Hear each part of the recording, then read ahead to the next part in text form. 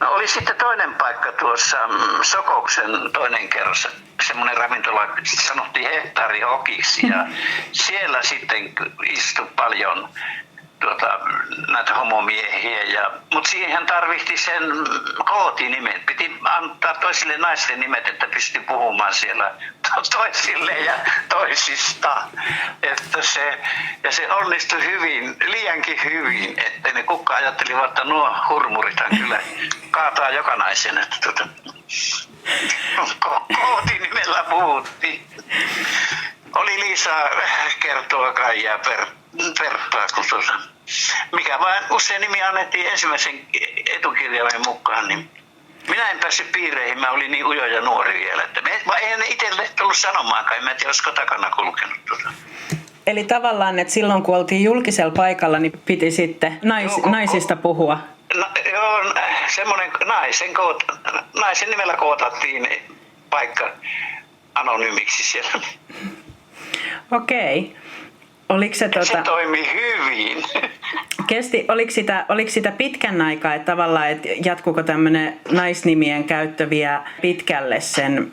Ei se jatkunut sitten ja se sitten, kukahan ei halunnut sitä nimeä, että siitä tuli, jotkut kantoi sitä elämänsä loppuun asti semmoisia naisten nimiä, että oli Lapin Liisa ja Seslonki Iitaa ja Perukki Iitaa ja kaiken näköisiä tämmöisiä. Oliko teillä mitään tällaista omaa koodinimeä, että tunnetaanko teidät Helsingissä vielä? Ei tunnettu minua, kun minä tulin niin alusta siihen piireihin ja minä en taas, sitä kaikilla miehillä se nimi oli vähän niin kuin tämmöinen niin sanotulla elitihintareilla, että ne käytti tätä. Niin, että oli vähän niin kuin taiteilijan nimi melkein. Joo, se oli semmoinen nimimerkki ja se oli, kyllä se siitä pyrittiin pois sitten, kun ei tarvinnut sitä, mutta vaan se toimii vieläkin, kun minä tapasin semmoisen vanhan yhden, joka vielä muisti kootikielä ja istun tuolla, jossa olikohan se Sokouksen aulassa ja siinä istui ihan lähellä sitten yksi semmoinen vanhempi nainen ja me käytettiin sitä naisten nimeä toisistaan, niin se sanoi, että hän lähtee pois, että kun teillä on noin intiimit asiat, että hän liikkeä tässä kuunnella. Entäs sitten vähän kysyn, te olette muuttanut silloin 60-luvun alussa Helsinkiin, niin oliko silloin oli vielä noin 10 vuotta homoseksuaalisuus oli rikos, niin onko teillä ollut millaisia kokemuksia silloin virkavallasta? Tai että oliko semmoista vastakkainasettelua poliisien kanssa, että pakoiltiinko tai yritettiinkö jotenkin? No totta kai sitä piti pelätä joka hetki.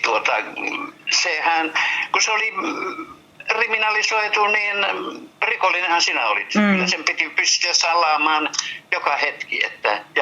Ja sitten jos joutuu poliisin kynsiin, niin se oli kuule törkeätä ihan, että siellä oli kyllä poliisit niin valmiita toteuttamaan sitä lakia. Että miten se tavallaan poliisin toiminnassa näkyy, että oliko se se oli etupäässä, kato kun homot liikkuu näissä ulkovessojen lähistöillä, niin siellä ne paimentiin ja partioi ja oli hevosen kanssakin ratsastaa ja kaiken näköistä. Ja semmoiset niin kuin kohtaamispaikat Helsingissä oli täällä Laakson sairaalassa semmoinen kiviaita, mikä on vieläkin siinä. Itkumuuriksi sanottiin. Ja siellä oli kohtaamista. Sitten mentiin sinne Laakson kallioille, niin siellä oli semmoiset 2 oikein isoa kiveä, niin siellä oli uhrikivet sitten. Oliko se yleistä, että poliisiautoja näkyi siinä tai poliiseja siinä ympärillä vai yrittikö he jotenkin? Että kyllä ne ihan töikseen kierteli siellä, halusivat ottaa kiinni. Ja esimerkiksi sillä tavalla, että autoikkunasta avasi poliisi, siellä lähelle pysähti ja vinkkasi, että tulla. Ja sitten ja aina vaan lähemmäs ja sitten, että meinaat saatana homo tulla syliin sieltä. Että Ja hevosen kanssa ratsupoliisit ajelivat pitkin mettiä, että kyllä mäkin kerran jo meni ison kiven päälle, pääsin seisomaan niin kuin Aleksis Kiven 7 veljeksessä. Ja sieltä se sitten poliisi haastatteli minne ja eikä siitä ole kauankaan, montakaan vuotta vielä, kun se sanoi mulle, että täällä on vaarallista liikkua. Mä sanoin, että minä olen varovainen, että ei mulle täällä mitään kärsi. Sitten se, että ei sitä tarkoittanut, että mä sanoin, että jos on niin nälkäisiä, että tämä vanha uko haluaa, niin annetaan se saalis niille.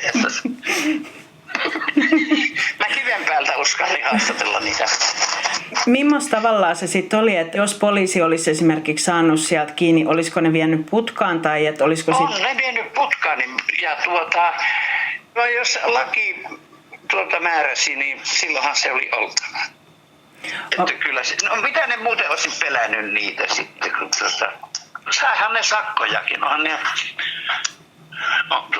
sakottanutkin. Miten sitten, ootteko itse koskaan joutunut rysän päältä kiinni? Tai? No ei ne saanut kiinni, minä olin sen verran varovainen. Niin ja kiven päällä. Pakoon on juossut monta kertaa. Ja sitten sen verran ne kysyi siitä autoikkunasta, mistä oot kotosi. Ja sitten kun sanoi sen, että näitä Puolangalta, niin ei niin isoa vitsi, että se nauratti niitä niin perkeleesti. Mä en tiedä mikä vitsi se oli. Että tämmöistä raukkamaistahan tämä on. Miten, oliko teidän aikaa jo, että on puhuttu siitä, että yhteen aikaan etenkin siellä myös Laakson kallioilla ja siellä seudulla, niin kiersi paljon tämmöisiä väkivaltaisia jengejä? Oli. Ryöstöporukat ja se oli helppo lähteä porukalle ryöstämään ja kun tiesi, ettei varmaan uskalla mennä poliisille sanomaan, niin aivan. Oliko siinä semmoista, että jos jotain olisi käynyt väkivaltaa tai ryöstöä, että olisiko uskaltanut poliisille? Ei ennen, mutta jos oli hakattu niin, että vietiin sairaalaan, niin siinä tapauksessa tuli tietoon sitten.